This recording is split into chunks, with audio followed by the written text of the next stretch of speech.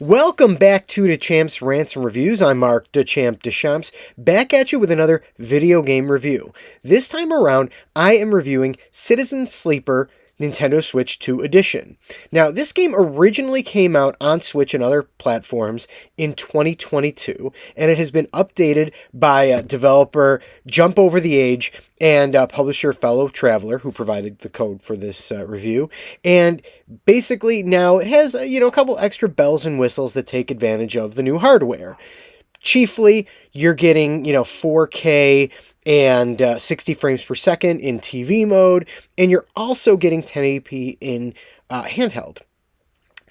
However, all that having been said, if you're not familiar with Citizen Sleeper, the presentation for this game is very subdued. And what I mean by that is that this is probably not the kind of game that you're going to notice a major difference in as far as, performance-wise. If I had to guess, since I did not play the original Nintendo Switch version of Citizen Sleeper, this game probably ran pretty well on the original Switch. This is not a game that is going to push the system to its limits. This is not a Hogwarts Legacy type thing where there were a lot of compromises that had to be made bringing it to Switch, and now all of a sudden, it's the performance is like much more up to par. But on the plus side, this is a very good game that's, if you missed in 2022, maybe the Switch 2 version adds an extra spotlight. And I think that's a great thing. And I think you're going to probably see over the next few years a lot of developers use Switch 2 editions to just make it an excuse to kind of add an extra spotlight on games that, maybe stopped selling a few years ago because they've been out for a while. So, if you're not familiar with Citizen Sleeper, this is a really interesting take on kind of the a cyberpunk-ish type sci-fi setting. The developers refer to this as a narrative RPG, but I think it's a lot more closer to a visual novel, kind of like a Phoenix Wright type thing.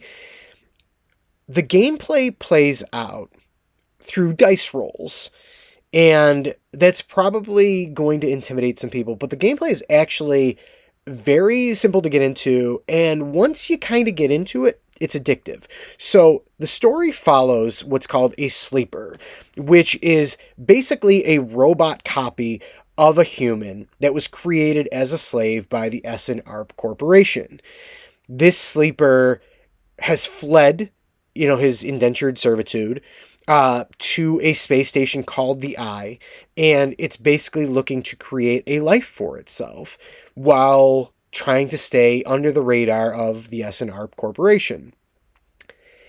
And when you get to this station, you're basically trying to figure out how to survive.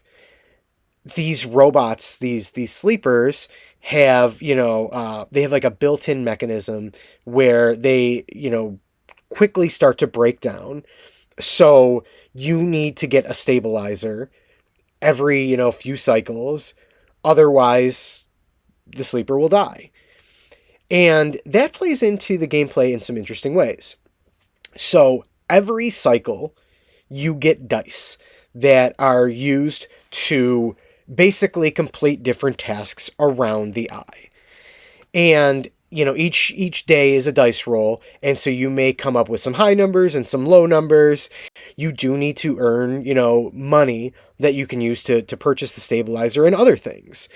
And the higher the dice roll, the higher the chance that you will get like a successful outcome on any of these tasks. So, for example, if you're desperately in need of money to buy a stabilizer, you're going to want to save a high dice roll in a cycle for a task that is going to earn more money than others, or, is specifically for earning money versus, building relationships with other characters.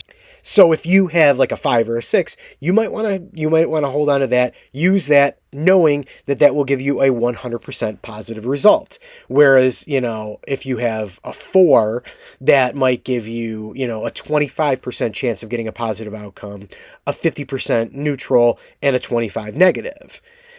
At times I did feel like the cycle system did kind of get a little tedious. So basically, when you run out of dice, you basically have to go rest.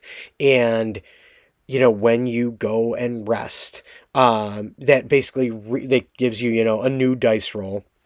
And when your stabilizer is high, you get, 5 dice. And then as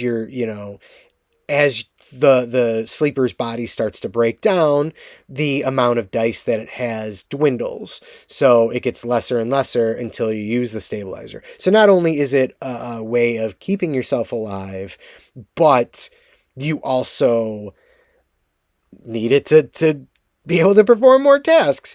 So it is, an interesting gameplay dynamic. Normally I hear things like this and my eyes kind of glaze over. But once you really do get into the swing of it, it's very easy to learn and to navigate. And the highlight of this game is that the writing is really, really good. As Sleeper builds relationships with different characters around the eye, you get to see, how things play out, and they all play out kind of as they would in a book, which is why I say this is closer to a visual novel. We get the eye itself is basically laid out kind of almost like a game board, if I'm being honest.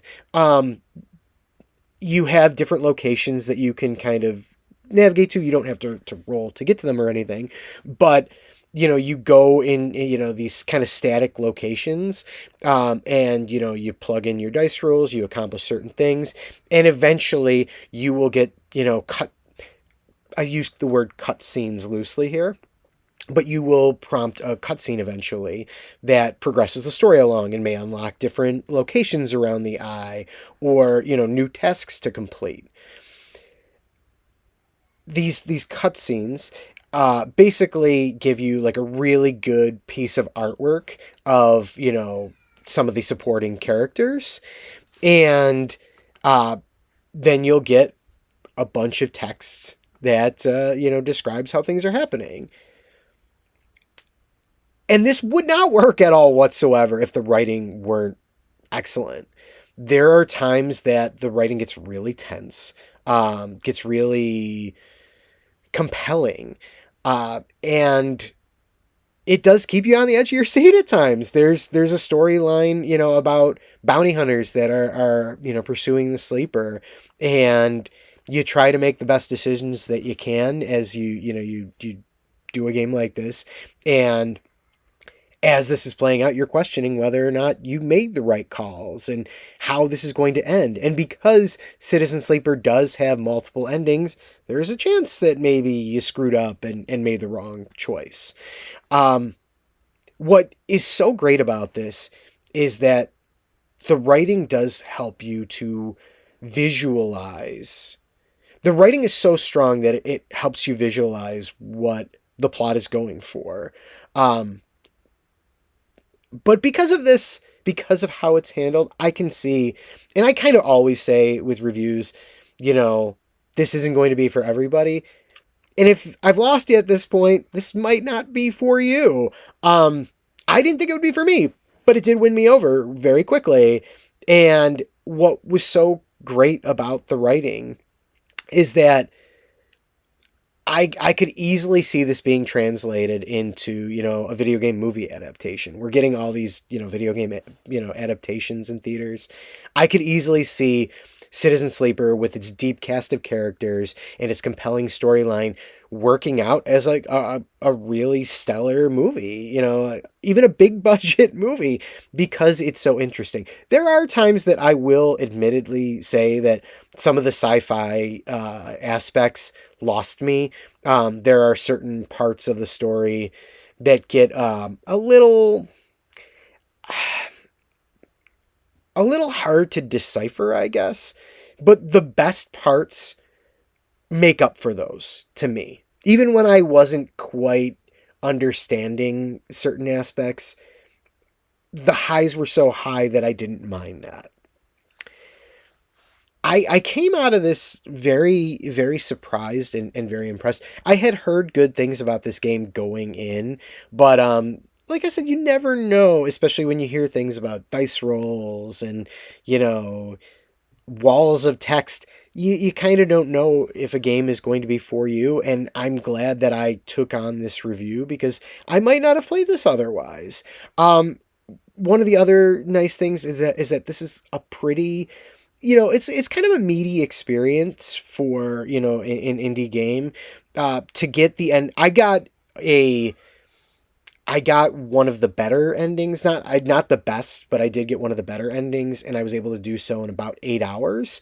And I know there was other content. The DLC is included in this. So there's more to do beyond that, especially if you are trying to, get through to all the different endings and such.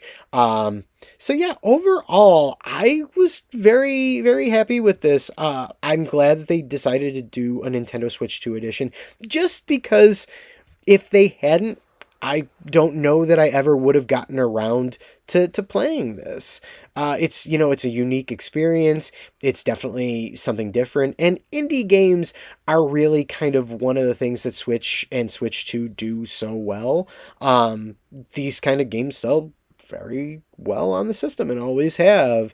And I just feel like, generally speaking, for whatever reason, Switch owners tend to give a shot to, indie and smaller things that, people who have a PlayStation or an Xbox might not necessarily give a shot to. And on top of all that, the narrative is so interesting, especially when you do a little digging into what Jump Over the Age was kind of trying to get into about, the gig economy. As a sleeper, you're going around and you're performing different gigs for people to earn money just to survive. And, the best science fiction, writing and the best science fiction movies and novels and comics and whatnot, they provide a window into our own lives, and they have something to say about how our current world works. And Sleeper situation is clearly not the same as anybody else out there, but just the idea of them having to do small menial tasks just to survive is something that is going to resonate with players, and it has already, and I think it will resonate to more players now that there's a Switch 2 edition out there. So I have to say, I would give this a 4 out of 5. I walked out of this review way more impressed than I expected to be. If any of the things that I said, apply to you, if this is something that piques your interest, I definitely recommend this. Just as long as you know what you're getting into. I think narrative RPG is a vague way of describing something like this, and it can apply to, a narrative RPG could apply to Final Fantasy, it could apply to a million different things. So I think visual novel, if you know going in that this is more visual novel than RPG, you will probably have a better time. And there are RPG elements. You do get to upgrade Sleeper over time. One of the better upgrades that I found is you got to re-roll the dice, each cycle. And I think that there are those like light RPG elements, and they do. They are there.